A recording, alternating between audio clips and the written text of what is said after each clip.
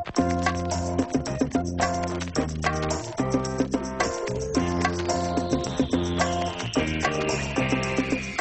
it's Isabel from thedietsolutionprogram.com, and today I'm going to tell you something very, very shocking, and that is that saturated fat is not the cause of heart disease.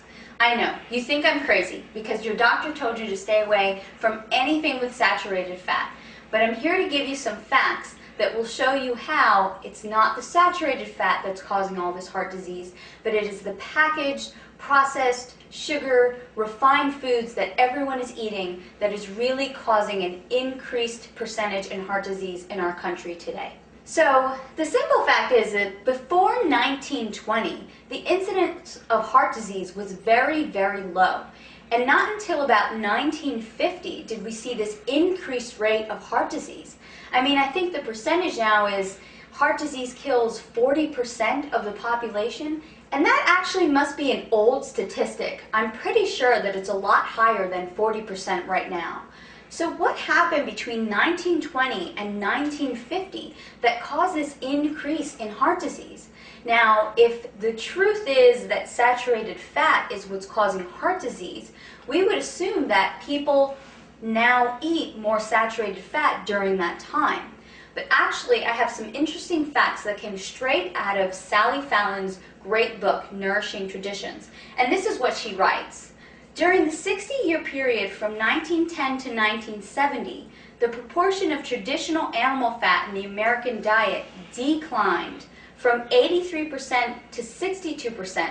So actually, the consumption of saturated fat went down, and butter consumption plummeted from 18 pounds per person each year to 4 pounds per person each year. So actually, people were eating a significantly less amount of butter during that time. Interesting. During the past 80 years, the consumption of dietary cholesterol intake has increased by only 1%. So if this is true, and actually people are eating less saturated fat, they're eating less butter, and they're not eating very much more cholesterol, how could that be the cause of this increased heart disease? Well, Sally Fallon also writes this. During the same period, the average intake of dietary vegetable oils in the form of margarine, shortening, and refined oils increased by 400%. This is significant. Once we started eating these refined oils, the incidence of heart disease drastically increased. She also says the consumption of sugar and processed foods increased by 60%. And I truly believe this is only one piece of the research.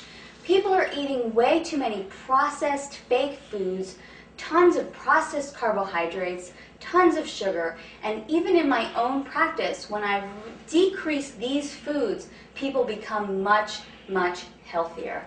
So taking these facts into account, it is not the saturated fat. It's not the healthy, organic, raw butter that you can cook with that's causing heart disease. It's not the unrefined organic coconut oil. It's not the natural grass-fed beef. These things are okay. And it's not the egg yolk that's giving you high cholesterol. It's these processed foods, it's cakes, it's cookies, it's tons of pasta, tons of bread that's causing the incidence of disease. To find out more information on how to take back your health and put together your own healthy meal plans, visit my website, thedietsolutionprogram.com today.